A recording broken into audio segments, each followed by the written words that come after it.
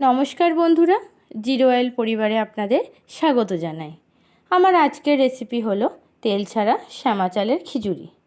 তাই আমি প্রথমেই বিভিন্ন রকম সবজি কেটে নিয়েছি, যেমন আলু, কুমড়ো, পটল, গাজর, তার সাথে নিয়েছি টমেটো আর চেরা কাঁচা লঙ্কা।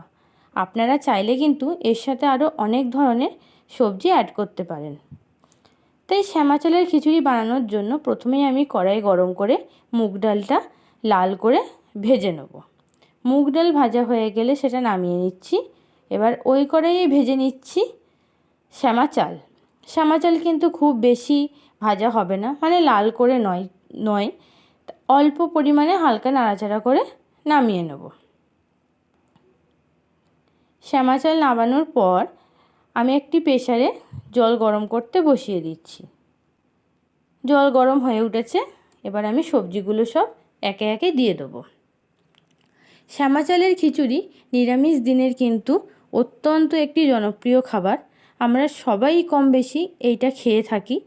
তো আমি আমার মতন করে কিভাবে বানাই সেটা আপনাদের সাথে শেয়ার করছি।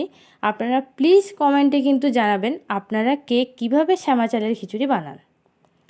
এবার আমি আগে থেকে ভেজে রাখা চাল আর ডাল ধুয়ে সেটা দিয়ে দিচ্ছি।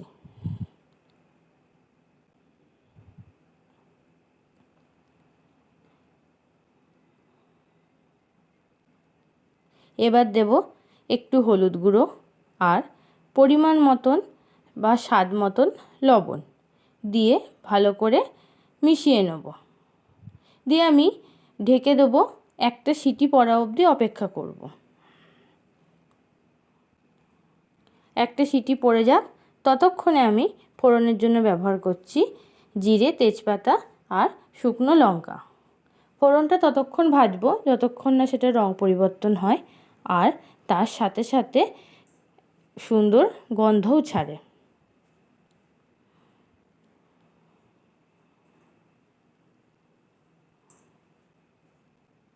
ফোড়নটা ভালো করে ভাজা হয়ে গেছে। দেখি আমার চাল ডাল কতটা পরিমাণে সেদ্ধ হলো। চাল ডাল তো বটেই, তার সাথে ভেজিটেবলসগুলো অর্থাৎ শাকসবজিগুলোও কিন্তু খুব সুন্দরভাবে সেদ্ধ হয়ে গেছে। ফোড়নটা আমি এদিকে কড়া করে ভেজে নেওয়ার পর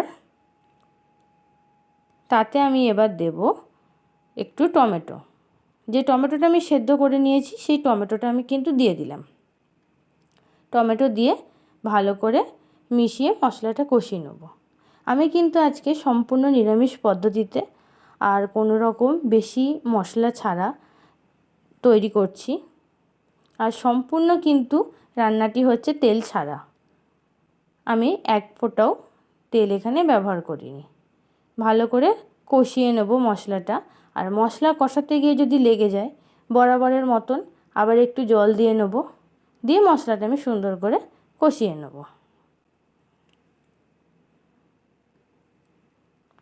মশলা কষানো আমার শেষ। সেদ্ধ করে রাখা চাল ডালের মধ্যে আমি মশলাটা দিয়ে ভালো করে মিশিয়ে নিচ্ছি। ভালো করে মিশিয়ে নিলে রেডি আমার শ্যামা চালের খিচুড়ি। বিভিন্ন রকম তরকারির সাথে কিন্তু খেতে খুবই এটি ভালো লাগে। আমার ভিডিওটা ভালো লাগলে please like, share and subscribe my YouTube channel.